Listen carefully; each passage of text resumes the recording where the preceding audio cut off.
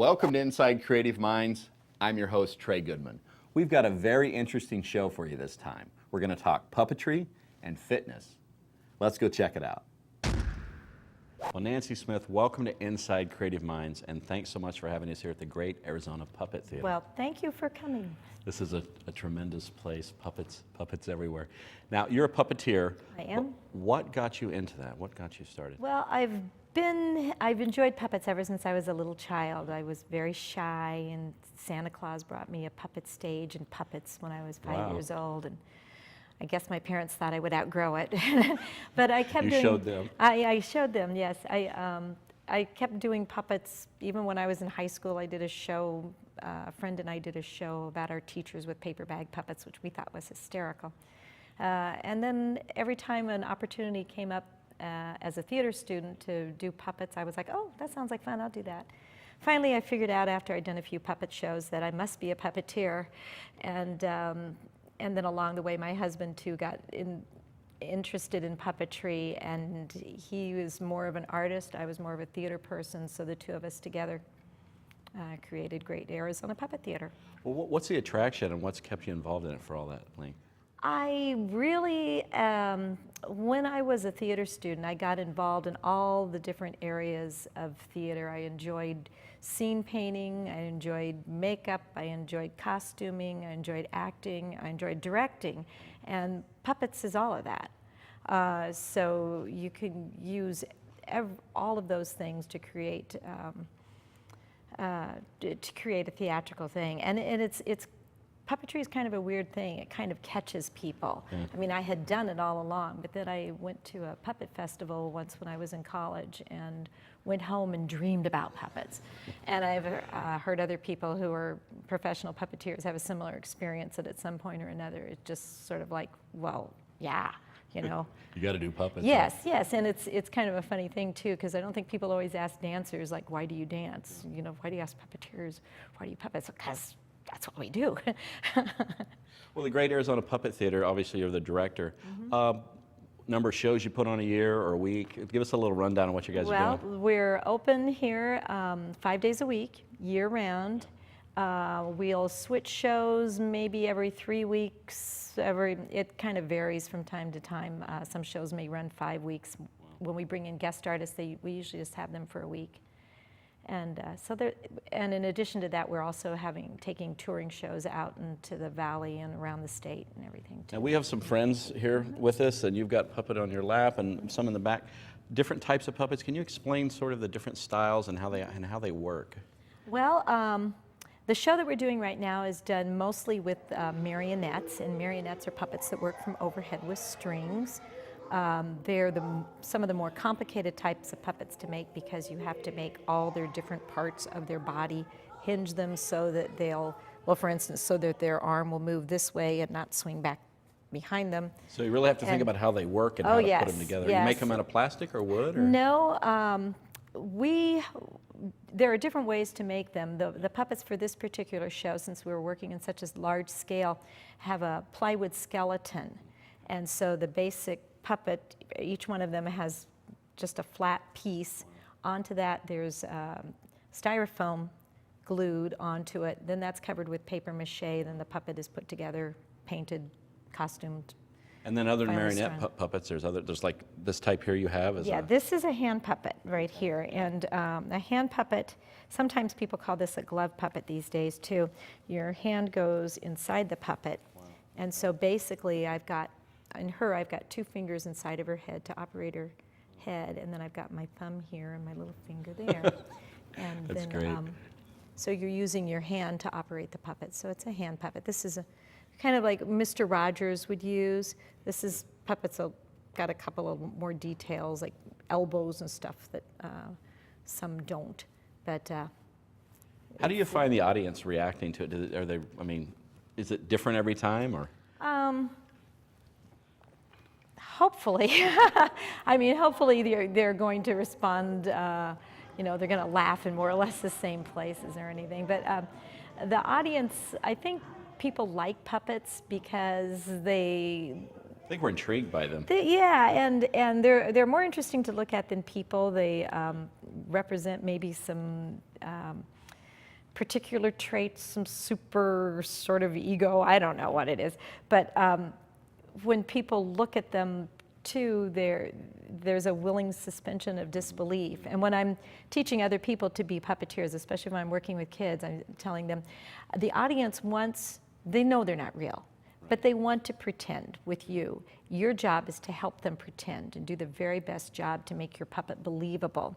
So as they're operating the puppet, if you have it jump too high, then what seems right for that particular puppet, then you've lost that belief. So obviously Peter Pan flies, but if I do it in a way that doesn't seem realistic, as strange as that may sound, then the audience isn't going to come along with me on this So you certainly wonderful have journey of some make-believe. guidelines within that. Yes. And you have marionettes, and you said glove or hand, This is and a then hand and puppet. what about this turtle? This here? is What's a that? rod puppet, and a Rod, rod puppet okay, yeah. is a puppet that works usually from underneath with rods, although it may be some variations on that. And this one is this one's a turtle, and it just has a rod to hold it up, and there's another rod that goes through the body to the And you guys head. are building all these, correct? That's right. And when we're going to create a new show, we usually have some discussions, some brainstorming sessions about what kind of puppet are we going to use for this particular production, how big are they going to be, who's our target audience. And then Kenny will usually start making some sketches, and he and I will talk about it. And of course, I'm writing the script as we go along too, and figuring out, which characters we need. We decide if it's going to be musical or not. Wow. If it's a musical, I write the music. There's a lot to that. There is a lot to it. It's a lot of fun, and it's fun to be in the creative process and get everything going too. But then it's really great when you do a show, and first of all, of course, you're very nervous. Is the audience going to respond? I think this is funny.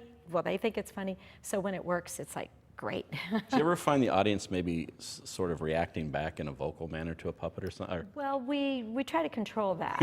And we have, I mean, there are times that we want them to talk to us. Right. And other times that we totally expect it because we know it's going to happen. For instance, when we do the Three Little Pigs, the kids always get noisy at the wolf at the end. And the teachers may, if we go out to do it at a show, they may be horrified, but it's like, you know what? That always happens here, don't worry about it. So, because we've worked that into the show, we expect that response. And you think sort of puppets probably more for kids, but you're doing them for adults as well, aren't you? Oh, yes. Is there any age limit for puppets, do you think? I don't think so. No? Yeah, I don't think so. Yes, we do shows for adults here too, and about once a month we have puppet slams. Different puppeteers do short pieces. The performers are juried in. We're taking people that we know can do good work, but that doesn't mean we censor their pieces at all. Wow. So we don't always know what's going to happen. You do have to be at least 18 years old for that. And like I say, it helps if you're not easily offended. How many puppets do you reside here at your theater? I don't know. There's got to be probably 1,000. I don't know. And you guys have pretty much built all those puppets? Yes. Wow, that's I tremendous. know. I'm exhausted. Now, you say you write the script and you also create the music. Do you have any challenges doing that for puppets versus, say, if you were doing that for an actual person? Oh, sure. Yeah? Yeah, and that's one reason why occasionally somebody will contact us and they say, well, we want you to, work puppets for this script. And I'm like, well, I need to see the script. And it would really help a lot if I could be involved with writing the script, because things that actors can do really easily, puppets may not be able to. Or they may say, okay, well, I've written this for, 8 characters and there's only 2 of them on stage, except for the very last scene when there's like 8. And it was like, well, wait, we have to have people to operate each one of those puppets. So, yeah. There is a person operating each puppet? Not necessarily. And that's another thing that we consider too when we create a new show. We may we're in the process right now, as a matter of fact, of creating 2 new shows, and that's one of the discussions we have is like, how many puppeteers are going to be in this show? And that question helps us decide too how the puppets are going to operate, how big a show it's going to be. With hand puppets, I can obviously operate 2 puppets at one time. There's a lot of choreography that's got to go on. Yes, How much time yes. from you guys have decided on a script, or you've written it, and then how much rehearsal and time to when you get ready to do the show? That varies a lot too. Now, something like Peter Pan was huge. and took us a long time. As a matter of fact, the way that we did it was kind of crazy because we decided to do it as a 3-part series, and we said, okay, we'll do the first part so it runs in June, and the second part so it runs in July, and the third part so it runs in August, which was great for the first part. Yeah. But as we were performing that, we were still building and wow. writing and rehearsing So parts it's a lot of stress. Yes, it was ridiculous. So that took us a long time. On the other hand, our pieces that we might create for the puppet slams may be created in just a few days. Wow, okay. And I tend to do pieces that are more political in nature and more current events, and so they, of necessity, have to be created very, very quickly. Yeah. So, and we've learned how to do that. What's the greatest thing about being a puppeteer? I don't know. I mean, you've done it for a number yeah, of years. I know. And there's different things that I really like about it. And sometimes people ask me, well, what's your favorite show? And it's usually the show that I'm doing or I'm working on. And I think it's when the audience gets it, and that's very gratifying. And you know, you can feel that, and how they get it can be different things for different shows. You know, it might be, oh yes, they thought that was funny, or oh yes, they got the emotional moment in that I feel in this piece and that I want them to get. And we also do a lot of educational shows, and it's actually very gratifying if we have a show that we've been doing for years about water conservation, and at the end of the show, when the kids want to talk about water and what you were trying to do with the show, then you know you were successful in what you tried to accomplish with it. Well, we're almost out of time, but just quickly, any advice for somebody that wants to get into the world of puppetry? There's a national organization, Puppeteers of America, that's a wonderful resource that you can go to festivals. You should see as much puppetry as you can, and then when you start working with puppets, get in front of a mirror and practice. Be brutally honest with yourself. Just work really hard and be true to yourself. Don't take shortcuts. Work hard, do a good job. Well, Nancy, it's been great talking to you about puppets, so hopefully we can catch up with you down the road and see what you guys are up to next time. Great, thank you. Thanks.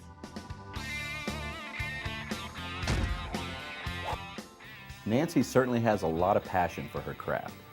We'll be back in a moment. Supporting locally owned businesses is better for the economy, builds unique communities, and preserves the environment. Find out more at localfirstaz.com. Think local, buy local, be local. Welcome back. A creative mind in the world of fitness? Check out Joey Bellis. Well, Joey Bellis, welcome to Inside Creative Minds. Thank you. And thanks so much for inviting us here in Gilbert to your fitness center. Now, you're an extremely creative mind. We're always going around trying to find different professions, people that are creative. We found you in the fitness world. Give us a little background on what got you in the fitness world, what brought you to Gilbert and have your own facility here. Well, I started as a trainer when I was 19. 19 years old. I fell into it actually. The gym that I started at had a pool, and I thought that they needed a lifeguard, and at the time I was lifeguarding, and so I went in and applied to be a lifeguard, but they said, you know, there's no lifeguard here. And from there, I worked my way up, you know, from salesperson to front desk, and then I started becoming friends with the trainers. I've always been active, always played sports. I love working out. And So you just had a natural sort of push towards the fitness? Yeah, I think that I've always kind of really enjoyed working out, Right. you know, being around people that work out. And then from there, you know, I started going to school for exercise science and wellness. Yeah. And then I got my certifications and graduated in May 2009 with a degree in exercise science and wellness. And So you're very serious about this? yeah, oh man, I'm so serious about this.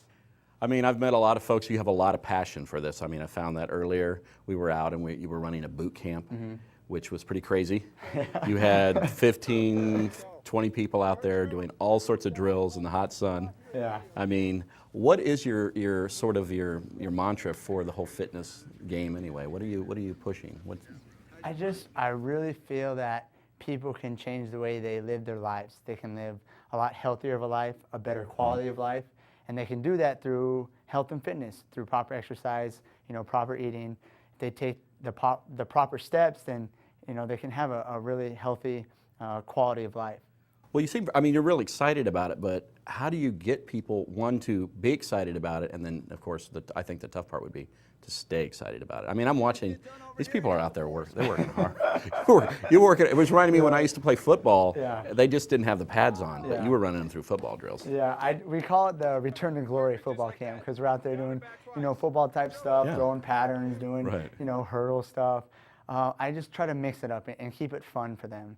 I've been to some boot camps where, it's a lot of body squats, a lot of lunges, a lot of the same stuff, whereas I want to show them that exercise is fun and they can change it and they can do all kinds of different exercises while getting a good workout. And that motivates me, seeing people out there working as a team, or just people when I'm working with them one-on-one, just getting them excited about they're changing, they're helping themselves, become better as far as health and physical appearance goes, and they start to change their whole attitude about life and their confidence and their self-efficacy. It's really, I just get so excited when I see people like that. Well, let's talk about that. There's sort of sign of, a lot of people think everyone needs to be thin to be healthy. I mean, it's sort of like in the United States, thin is in, sort of. To talk about that, I mean, you don't have to be thin to be healthy versus, how do you see that? Well, I get that question. I got a lot of people that come in and say, I want the six-pack abs, I want the real lean legs, I want the chiseled chest. And I kind of talk to them about, that's a good goal to have, but more importantly, it's about being healthy. You want to make sure that your joints are functioning properly, your muscles are working properly, that you feel good, you're full of energy. And once you can kind of maintain that, then we can kind of narrow down certain goals, but it isn't necessarily about how you look, it's more of how you feel. Is your heart rate where it should be? Is your blood pressure good? Are you... So there's science behind exactly, it, right? There's a big science behind it. Are you free from disease? Those are more important than how you look, definitely. Now, fitness is a general term, but that encompasses a lot of aspects. Could you speak to that about all the different things that are involved? Yeah, fitness, I mean, you could say is so many different things, from flexibility to nutrition to cardio to strength training to sports to, walking your dog, you could say, is an aspect of fitness. And I think it's such a broad term, and there's so many different aspects of it. And that's why I really feel like that you can always fit it into your life. That fitness doesn't just have to be in a gym. It doesn't just have to be with a personal trainer. That there's so many different aspects of it that you can always encompass it into your life. A bike ride, with your kids, a hike, on a Saturday morning. There's so many different things that involve fitness that I really feel like that's why you can always have time for fitness. Well, what about the different levels? There's like rehab, there's... Yes, yes. Physical therapy, some type of chiropractic care, injury rehabilitation of all different types. Again, those are all levels of fitness, definitely. So when I say the word fitness, what does that mean to you? A way of life. A way of life. Way of life. What are some of the myths about fitness and why maybe some people don't want to get involved or, Yeah. One thing that I always get when I meet people is their nutrition and their cardio when they come in. They say, am I going to be doing tons of cardio? And I say, no, we only do the cardio what we need to make your heart healthy. I'm very big on strength training. And that's one is where people come to me and they say, I've been doing cardio an hour a day, an hour and a half a day. And I'm just like, oh my goodness, that's so much.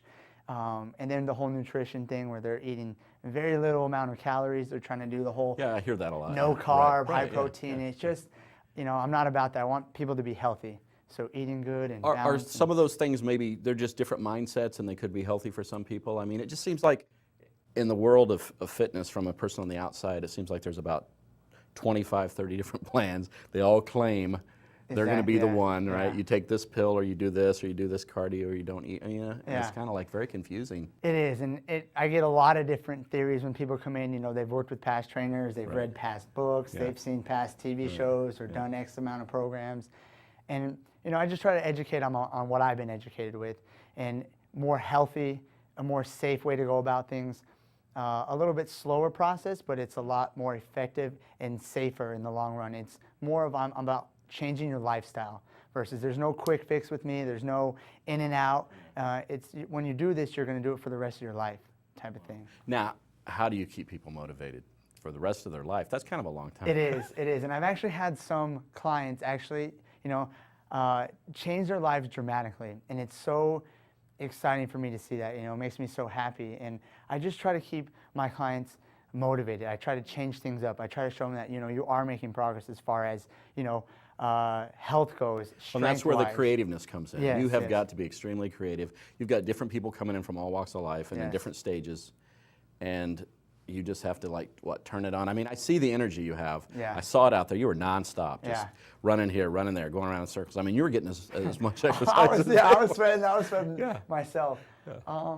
Is your approach different than other trainers? I think it is. I think that my approach personally is that I actually do care about my clients. I have such a passion for this, and I really want my clients to change their lives, because I really do feel that through health and fitness that a person can change their life so dramatically, and I want them. You know, if they don't get to their goal, I don't get to my goal, and it just eats at me. And so I try to do as much as I can for them, and make it exciting, and make it different. You know, if they can't do one exercise, I'm trying to change it so they can do it, but in a different light. Mind versus body. Is one stronger than the other in this, or they work together? You know, or? it is. They do work together, Yeah. but I've learned over the years that it's a lot more mind. There's a lot of emotions when it comes into people trying to change the way they feel about themselves, look about themselves. There's a lot of psychology that goes into it, and I really try and tap into that and let people know that, you know, you got to take a risk, and you can't be afraid to fail, because everyone's going to fail, but you just got to learn how to deal with those failures and keep moving in order to meet your successes. And that's one thing that I have learned, is that emotions tie so big into what we're trying to do in here that it will make a huge difference as far as if your mind is healthy, that your body will be healthy. Well, it all sounds great, you know, listening to you, but I was out there watching you, and you're a little different when you're out there, you know, Yeah. running the show, you're making it happen. It seems a little intimidating. I mean, I think people are intimidated at times, like, Oh, I'm going to yes. have this personal trainer, like he's going to be on me, telling me to do this and that Yeah. and whatever. I want what he's selling, but I don't know if I can do Yeah. the steps. Yeah. So how do you be creative and convince someone to do that? The boot camp is a little bit more intense, just because it's not as personal, and it's more of a group thing. And when you're in a group, you know, people are, this person's going to watch me, or I have to keep up with this, or I don't want to look, you know, weak in front of this person, or I don't want to seem that I can't do this. Yeah. But when it's a, you know, when it's a one-on-one personal setting, I do, you know, sit down and interviews with everybody, kind of see where they've started, you know, what their history is as far as working out goes, and then depending on, you know, their strengths and their weaknesses, we build a program based off of, you know, where they're at. But So it's not one size fits all. If someone came No, in, no. you sat down with them personally, you talk to them, and then you make something that where they can actually succeed, I assume, always, right? Yeah. always. All right. Each person comes in, and you know, normally each person has similar goals, but the way we get to them are going to be different for everybody. So I think as just sort of a general rule in today's society, we all struggle with just exercising. I mean, I don't have time, right? yeah. What do you say to that? There's always time. You got to make time. It has to be a priority in your life. And I make, you know, when I talk to people, I say, you know, there's always time. You just got to find out when and where it squeezes in to your schedule. But there's always time to work out. And how much time do I need to commit? I mean, I ask people first, one, how much are you willing to commit? And two, what can you realistically commit to?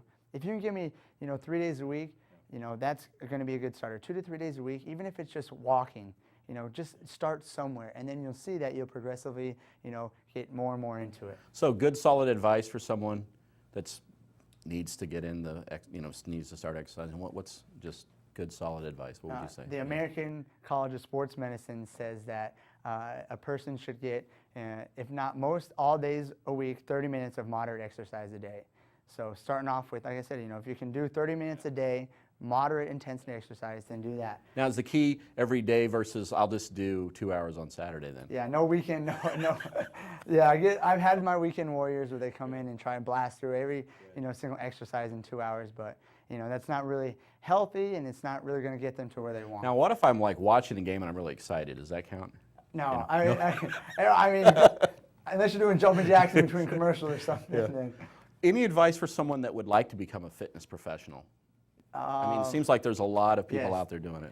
There's a big turnover rate when when I've seen it working in the gym. You know, people starting to be a trainer and then they stop. Is one, you just have to be very, very patient, because people will drive you to your limits, and you just have to be patient. You have to be understanding. Just know what you're getting into, and you really have to want to help people in order to be, I feel like a successful personal trainer. Toughest part of your day? Toughest part of the day, I would say maybe right in the morning. And sometimes I get the people that, you know, are rolling out of bed and, Yeah. you know, it's a little bit slower and I'm trying to get them, you know, moving. They just woke up out of bed. But I would say probably maybe, if anything, the mornings would be the most difficult part of the day. But So you just kind of pump up a little bit more. You know that's coming, so you're just ready for it? Is yeah, that- so I'm kind of used to it, people, and I'm trying to, you know, get them, you know, awake and ready to go for the day. So And what keeps you motivated? What keeps you moving? just my job, you know, I feel like I have such an amazing opportunity to help people. And when I think about it, you know, this is what I love to do. And I'm fortunate I found it at a young age, and, you know, helping people, this is my business, so I put pride into it. I want, you know, people to come in here and feel safe and feel comfortable and feel like, you know, they can achieve what they're looking to do, and that's what, you know, that motivates me. So can you help anyone? I feel personally I can. I've worked with a lot of people, a lot of, you know, injured patients. I've worked with a lot of athletes. I work with kids, elderly. Average Joe? Average Joe. I mean, I've seen a lot of different people over the course of 5 years, so I feel like I can pretty much train anybody, yeah. Well, I've certainly enjoyed your passion and your energy. I mean, we caught it out there in the field, and then I saw it when we were in here. I mean, you certainly are all about fitness. Yes, I truly do love it. Well, thanks so much for coming Thank on you the show. for having man. me. I really appreciate it. Thank you. Well, that's our show, and I hope you enjoyed it. If you have any questions about the show or want to see past episodes, go to InsideCreativeMinds.com. Until next time.